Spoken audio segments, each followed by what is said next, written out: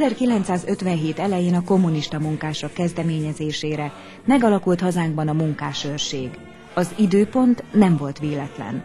A néhány hónappal korábbi véres események bebizonyították a fegyveres munkásszervezet szükségszerűségét. Azóta 20 év telt el.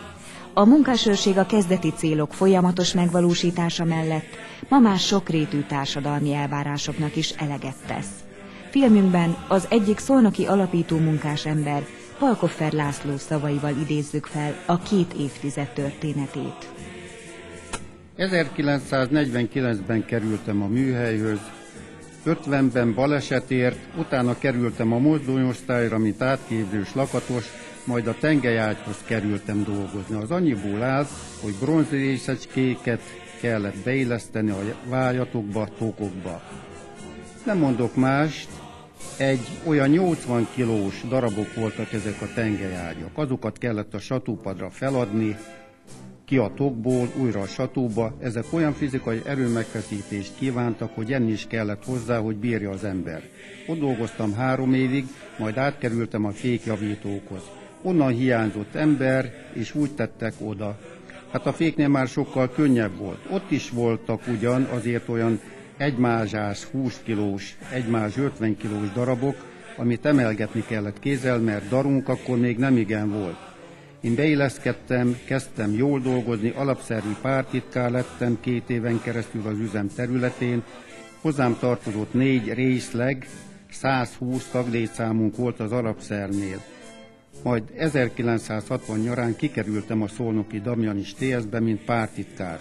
Ott dolgoztam 62 novemberig a választásig. Úgy dolgoztam, hogy 3 napot idebent a hétből, 3 meg odakint. Nekem nem mindegy volt, hogy milyen rendszerben élek, mert a múlt rendszert nagyon ismertem. Katona is a múlt rendszerben voltam, és nagyon emlékezetesek voltak azok a háborús napok. Voltam kint a fronton is majdnem egész 1 évig, fogságban voltam Franciaországban, onnan 1946. május 18-án kerültem haza. 1947-ben már párttag lettem itthon, a Magyar Kommunista Pártnak lettem tagja. Én azóta nem változtattam helyet, én elvből vallom, hogy az ilyen embereknek, munkás embereknek ott a helyük. És tudják, hogy miért csinálják azt, mert ha nem tudják, akkor eleve kár oda be is lépni. Én tudtam akkor is, hogy a dolgozó népnek az érdekét szolgálom, ha pártag vagyok, de akkor talán még jobban, ha majd munkáső leszek. Nem számítva arról, hogy én parancsnoki beosztást kapok valamikor. Munkám által én úgy érzem, jó munkát végeztem, amikor kineveztek szakasz parancsnoknak, és az embereim is olyanok, hogy szót lehet velük érteni, bármire megkérem őket, bármilyen foglalkozás van, a legnagyobb odaadással dolgoznak. Bizony, annak idején mi azért harcoltunk, hogy minél több szabadidőnk legyen. A szabadidőnket én legalábbis nem sajnálom az olyan célért áldozni, amiért a munkás őrséget létrehozták.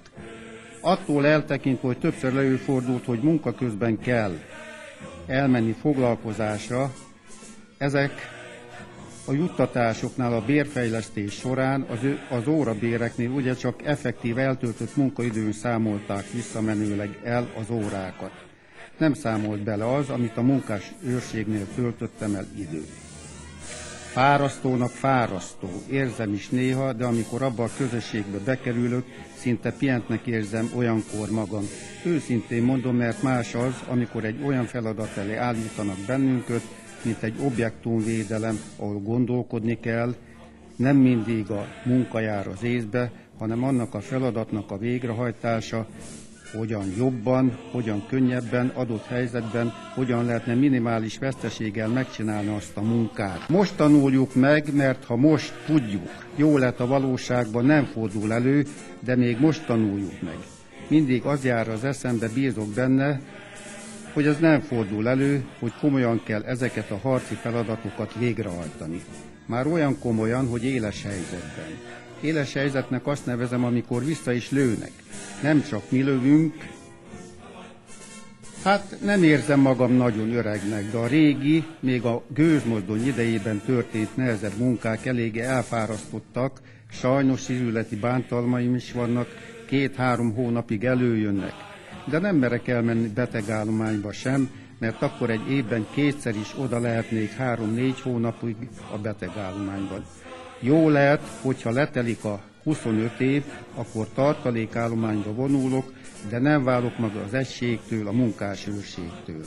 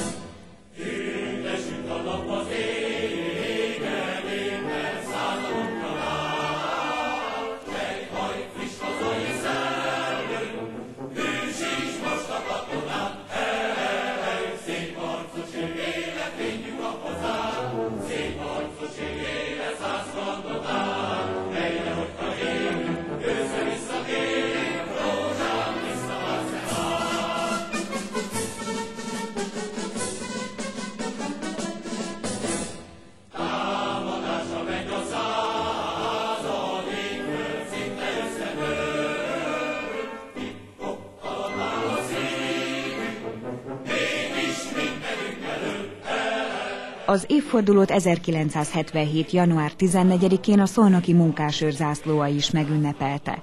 20 évvel ezelőtt a megyében először Szolnokon alakult meg önálló zászlóalj, amely F. Bede László mártír nevét vette fel. A többi között erről is beszélt Brezva István elvtárs, az MSZNP Szolnok Városi Bizottságának titkára megnyitó szavaiban. Szabó Zoltán az zászlóalj parancsnoka viszont az elmúlt évekről adott számvetést. Elmondta, hogy az egység tagjai híven esküjükhöz maradéktalanul teljesítik párt megbízásukat. Ennek köszönhető, hogy a fegyveres testületek megbecsült és elismert részévé vált a munkásőrség, közöttük a szolnoki egység is. A zászlóalj parancsnok külön tisztelettel és elismeréssel szólt azokról a nőkről, akik a férfiaktól semmiben sem lemaradva álltak helyt a munkában és a szolgálatban egyaránt. Igyekezetük, szorgalmuk sok esetben a férfiak előtt is példa.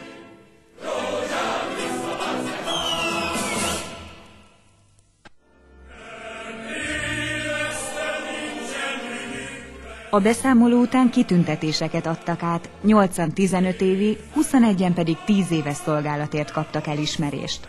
A kitüntetések átadása után Szűcs János, a megyei pártbizottság titkára szólt a munkásőrökhöz, majd Léder László rendőralezredes és az ideiglenesen hazánkban állomásozó szovjet csapatok egyik fiatal tisztje tolmácsolta a többi fegyvernem köszöntését az egységülés résztvevőinek. Záróaktusként a hagyományos eskütételre került sor, ahol a tartalékállományba vonulóktól a fiatal munkásőrök vették át a fegyvert.